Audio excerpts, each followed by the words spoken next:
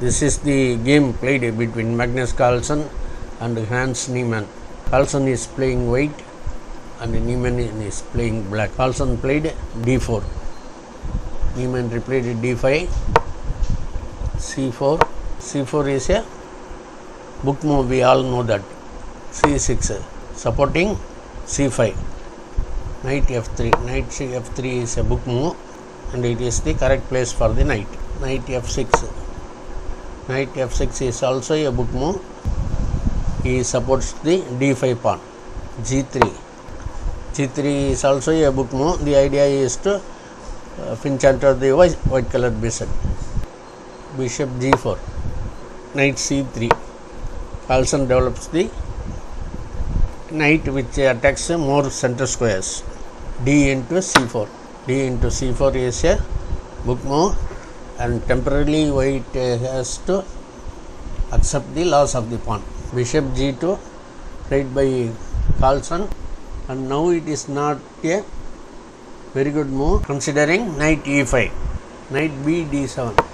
Knight b d7 is an excellent move for the reason it supports the other knight on the king side. Carlsen castles. Castling brings the rook into play. e6.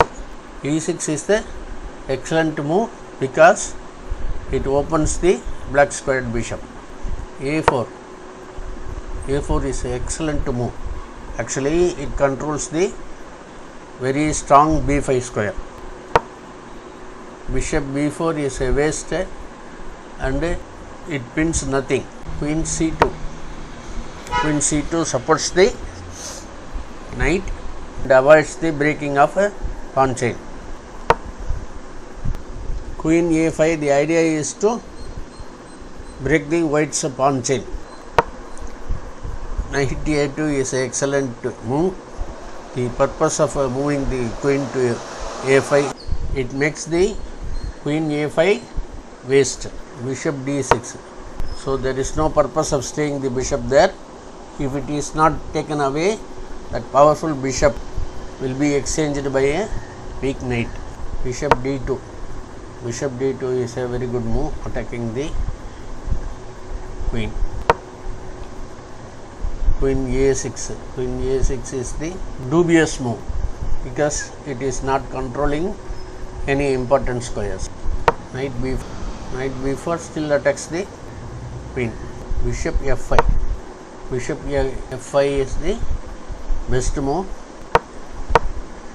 Queen c1 played by Carlsen, but queen d2 is better as shown. Bishop e4. Bishop e4 is a best move, pinning the knight.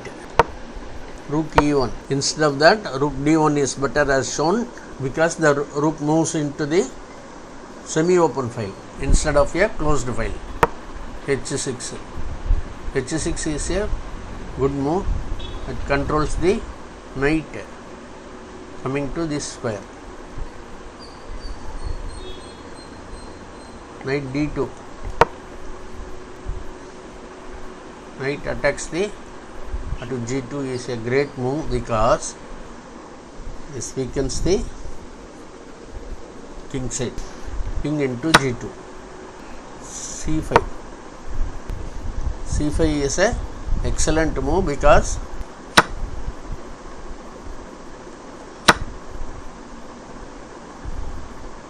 that blocks the bishop completely.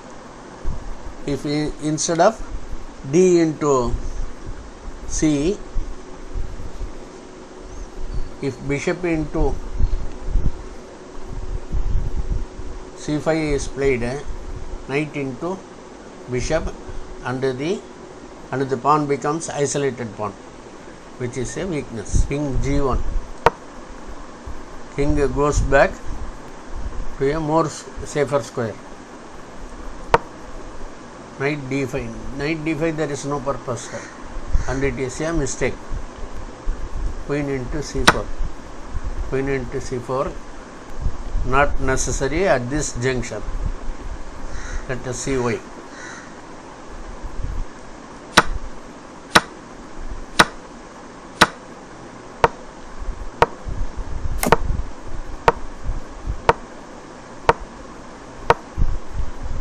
So let us go back.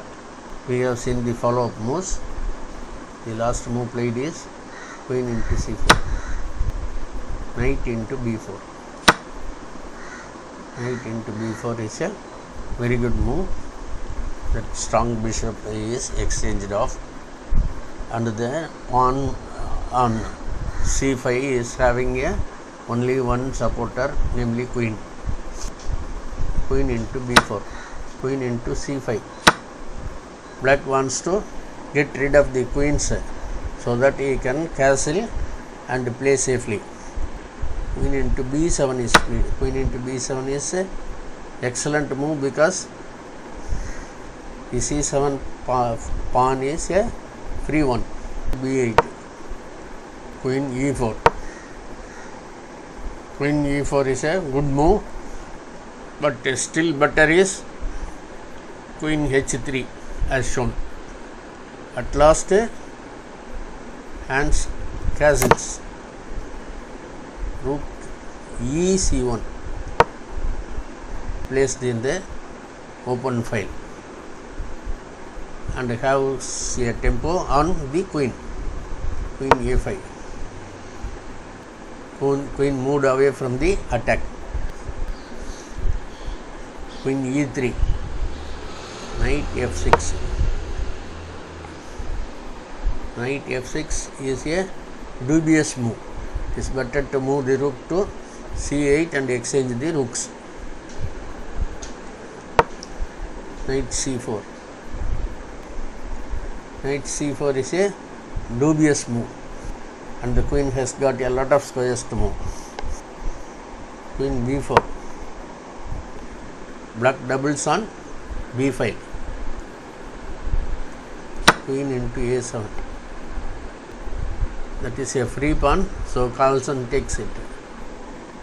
Rook f c8. Rook f c8 is a mistake. Instead of that, rook b8 to a8 as shown in the figure. That would be the better move. Knight e5. Knight e5 is a very good move. The idea is to exchange the knight on f6 square. Hence Niemann played rook into c1 check. Rook into c1. Rook b7.